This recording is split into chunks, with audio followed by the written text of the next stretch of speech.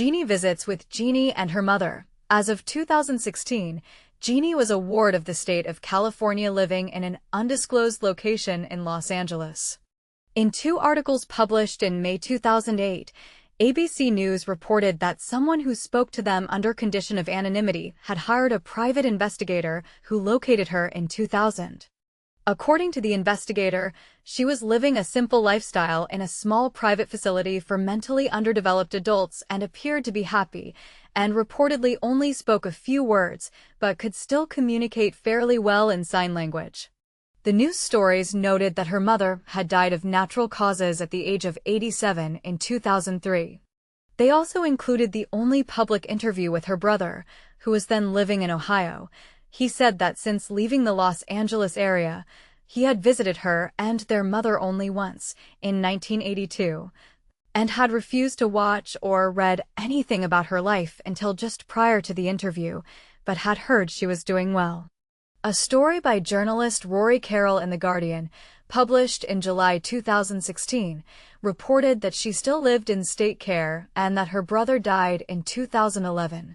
And said that despite repeated efforts, Curtis had been unable to renew contact with her. Genie is one of the best-known case studies of delayed language acquisition in a child outside of studies on deaf children.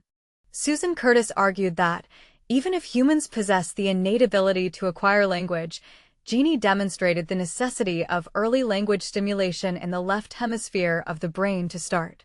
Since she never fully acquired grammar, Curtis submitted that she provided evidence for a weaker variation of the critical period hypothesis. Her nonverbal skills were exceptionally good, which demonstrated that even nonverbal communication was fundamentally different from language.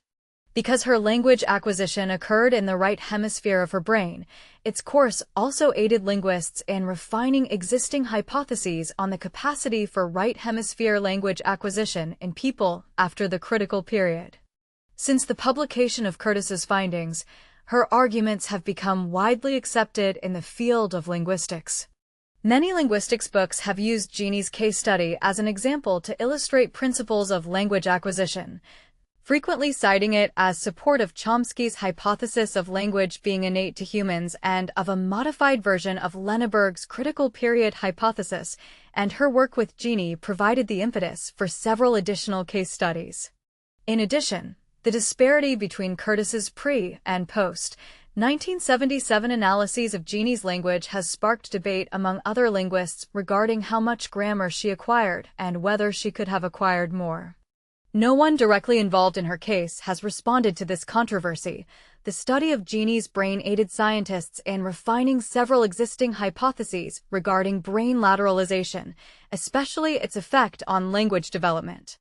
In particular, the disparity between Genie's linguistic abilities and her competence in other aspects of human development strongly suggested there was a separation of cognition and language acquisition, a new concept at the time. The unevenness of her ability to learn right hemisphere versus left hemisphere tasks gave the scientists valuable information about the manner in which certain brain functions develop, as well as the way lateralization affects a person's ability to improve upon them. Genie's difficulty with certain tasks, which had been described as predominantly controlled in the right hemisphere, also gave neuroscientists more insight into the processes controlling these functions. In interviews and in several of their publications, the scientists acknowledged the influence that Jean-Marc Gaspard-Attard's work with Victor Vivarin had on their research and testing. Genie's development has also influenced perceptions of him and the case study on him. Both researchers working with Genie and outside writers noted the influence of historical reports of language deprivation experiments, including accounts of the language deprivation experiments of Samtic I, King James IV of Scotland, and Holy Roman Emperor Frederick II. The two ABC News stories on Genie compared her case to the Fritzl case, which had recently come to public attention, especially pointing out similarities between her father and Joseph Fritzl and noting the respective mental states of her and the three grandchildren Fritzl had kept captive upon entering into society. The research team and outside scientists also contrasted her with a case in the 1950s of a girl, known by the name Isabella, whose first exposure to anyone besides her deaf, non-speaking mother came at the age of 6, but who successfully acquired language and developed fully normal social skills within a year. During the grant meetings in May 1971, some of the scientists, including Shirley and David Elkind, voiced concern that the prevailing methods of research pursued scientific study at the expense of Genie's well-being and could cause love and attention to be contingent on her language acquisition. Shirley said that there was strong disagreement during the initial grant meetings, and the atmosphere grew increasingly tense and bitter, especially noting that the later meetings excluded all non-scientists and thereby shunned valuable input from some of the hospital staff who had worked most closely with Genie. After May 1971, Elkind declined to participate in the study further, despite having personally known both the Wrigglers for several years, and in an interview years later he cited a desire not to be involved in a case which, in his view, prioritized scientific research over Genie's care. While Shirley acknowledged that the scientists at the center of her case were in a completely unprecedented situation, he also decided to minimize his involvement over these concerns and later said that by the conclusion of the study all of the scientists, including himself, had been guilty to varying degrees of using Genie as an object and putting themselves and their goals ahead of her and her mother's best interests. Kent, Hansen, the Wrigglers, and Curtis readily acknowledged that it had been extremely difficult to determine the course of the study, but maintained that all disputes during the meetings were impersonal and typical of scientific discourse. After the case study ended, David said that Shirley's early recommendations were the only useful advice he received on handling Genie and that, despite their later disagreements, he had attempted to follow them as much as possible. The Wrigglers and Curtis further stated that everyone involved in Genie's life, with the exception of Roosh, worked together as best they could to rehabilitate her and never fought with each other, and independently denied allegations of factionalism. Roosh never stated a motive for her actions, but members of the research team believed they were due to her anger over her foster custody rejection and her perception that the hospital staff influenced the decision. The role of the scientists in her case has become the source of debate within the scientific community. Several people have also emphasized the lack of distinction between Genie's caretakers and her therapists. Shirley thought that Roosh would have been the best guardian for her, and felt the Wrigglers gave her adequate care but viewed her as a test subject first.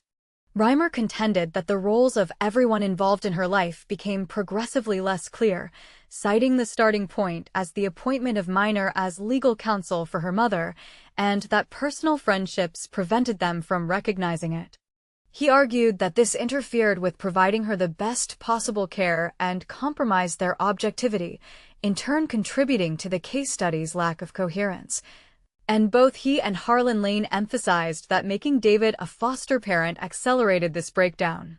Several independent reviews of Genie's case also accused the Wrigglers and the other scientists of abandoning her after the case study concluded.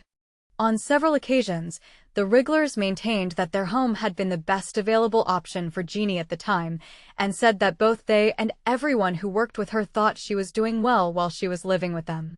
They also said they genuinely loved her and always provided her the best care possible, pointing out that she had made substantial progress in every aspect of her development while living with them. And they and Curtis both said her mother had prevented them from continuing to work with her as they had wanted. While representing the Wrigglers in court in 1977 and 1978, Miner went out of his way to give them credit for acting as foster parents to her for 4 years. And when Curtis spoke to Reimer in the early 1990s, she praised their work with Genie and their willingness to take her into their home, although she also said she felt they had not done enough when she told them about Genie's abuse in foster care. Lieber argued that the scientists' inability to do more for her was largely out of their control, and primarily the result of legal and institutional processes surrounding her placement. Several books about feral or abused children contain chapters on Genie, and many on linguistics and psychology also discuss her case at length. In 1994, Nova released a documentary about her based on Reimer's book, titled Secret of the Wild Child, which won multiple Emmy Awards.